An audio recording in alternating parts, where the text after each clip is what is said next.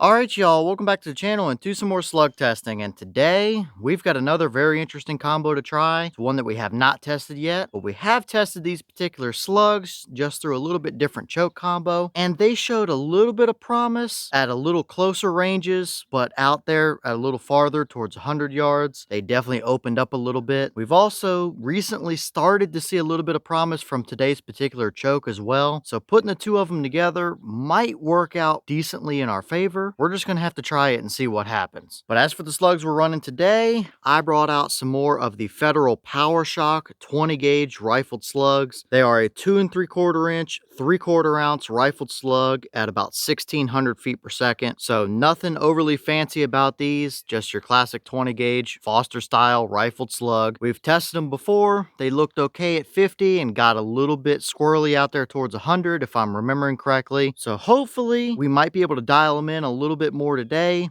Usually when it comes to slugs in particular, Federal is a decent bet to get some generally okay performances from them, so we'll see what happens. But as for our setup we're running them through, I brought out the Stevens 301 20 gauge. It's got a 26 inch smooth bore barrel on it, and we're going to be running a Carlson's rifled choke tube in here today. These rifled chokes have been pretty hit or miss so far. The 12 gauge one has been a lot better than the 20 gauge one, but when we recently tested some herder slugs through this particular choke, they actually showed some improvement signs. Hopefully these Federals do the same today. But up on top is a Nikon inline XR 3-9x40. Technically, yeah, it's a muzzleloader scope, but it works well on this particular platform. And for 200 bucks, your basic single shot break action like this, it actually makes a pretty surprisingly okay slug gun most of the time. So there's at least a little bit of hope in it today. But as for today's test, we're going to run it the same as we usually do. I have a limited amount of these slugs left, pretty much just to run today's testing with. So we're going to shoot 2 groups, 3 shots each, and I might have 1 or 2 extra slugs potentially if we see a major flyer or I pull a shot. We may have to take 1 more in the group to verify something, but other than that, the idea is 3 shots at 50 yards and another 3 shots at 100 yards, and we'll see what they do. With a lot of 20 gauge slugs, it seems like 75-ish yards is usually about the realistic limit of them, but considering we've seen numerous good results at 100, that's the baseline standard I want set. If we can get a good group at 100, we know we're going to be good anywhere inside of that. And of course, we're going to be running everything through the chronograph as well, so we can be getting our velocities. We've got perfect conditions out here today. It's actually going to warm up quite a bit. It's already in the mid 50s now, and pretty much no wind to contend with. So for slug shooting, it's pretty nice out here today. So let's get you guys a view of those targets. We'll shoot some groups and see what we can get from these Federal Power-Shoks through the Carlson's rifle choke.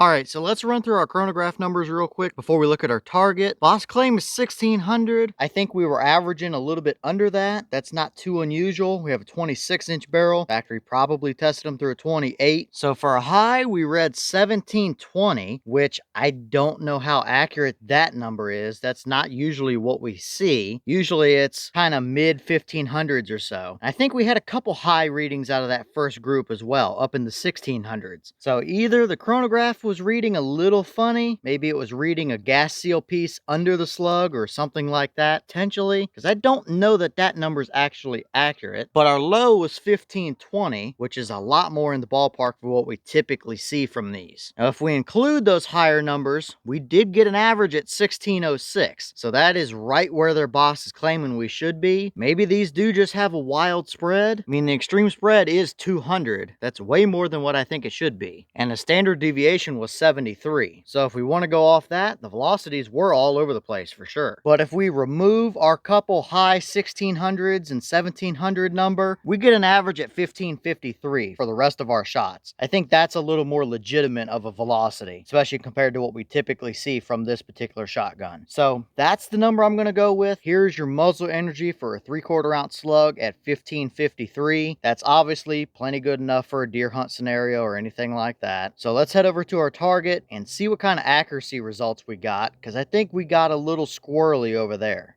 Okay, well, here's our target, and it got a little confusing pretty quick there because we started jumping all over the place, kind of from the start, but it really got noticeable out there at 100, that's for sure. We'll start on the left with our first 50-yard group. The very first shot I took was this bullet hole right on the edge of the paper, right up here at the very top. I did not feel great about that shot. That was the very first one I took today across the board with any testing, and I definitely think I pulled that one a little bit. When the next two shots were these two bullet holes right here side by side, that's still not great, but at least they're closer. So I took a fourth one since I had an extra shell or two, and we hit right down here at the bottom. So maybe I didn't pull that first shot as far as I thought I did, but at 50 yards, that is still not a good group at all. I mean, for the first three shots, we had 4.03, and that's from that very first one and these two bullet holes right here, 4 inches from top to bottom. If we include that last shot, it's going to be even worse because it's an additional 2.88 inches below that shot there. So if you want to add it up, that's almost 7 inches of spread from top to bottom. So definitely not impressive there, that's for sure. At 50 yards, we're usually touching them, if not stacking them out of that shotgun. So right off the bat, we're kind of all over the place. And yes, before somebody comments about it, I did check. The scope is just fine. The rings are just fine. The base is just fine. And the choke is tight. Nothing is out of the ordinary there. But now moving out to our 100-yard paper, I was aiming dead center over here on the right target. Our very first shot hit way up here in the top left. Don't like that, that's for sure. If that is a quote-unquote cold bore impact shift or something, which isn't terribly unheard of, I mean, that is way out in left field. Then, proceeding to take our next 3 shots, that was literally the last 3 shells I had, and that gave us this 3 shots right here, which isn't terrible for a 100-yard slug group from a 20 gauge with a rifled slug anyway. But throwing that one way out there, I definitely did not pull any of these shots in our 100-yard group, that's for sure. So that is kind of continuing the trend we saw here, where it throws one and then it'll kind of group 2 close to each other and then it'll throw one, and it's just kind of all over the place. So for the best 3 shots there, our final 3, we had right at 3 inches, which is exactly where I like to be, or better when it comes to a slug gun at 100 yards. 3 inches or better is what I like to see, and that's for these 3 right here. So we have potential, but if we include that one way up there, 6.15 is as far as my calipers will go, and it is a little bit farther to reach this top one. So it's probably about 7 inches from there down to this closest bullet hole down here. So that is just kind of all over the place, unfortunately. And that's kind of what we've seen from this particular rifle choke and 20 gauge. The best results we got were the last time we tested it with the Herder's rifled slugs. Those seem to be the best shooting Foster style slug when it comes to 20 gauge overall, at least through my 301. And even then, we would get several of them that were really tight, but our first shot of the group was thrown quite a bit out to the side somewhere. So is that choke just that aggressive with the first shot shift of impact on a cold bore? Maybe, I don't know. Either way, we have seen better groups from that choke with those Herder slugs previously. So I'm just not loving the consistency overall. We did see some all over the board numbers when it came to Chronograph as well. So were these slugs just very wildly inconsistent? That's also a possibility, I suppose. You can say it might have had a little potential out there with our final 3 shots, but other than that, it's just not really a combo I would want to use. I was hoping for better, but I'm not entirely surprised either, to be honest with you.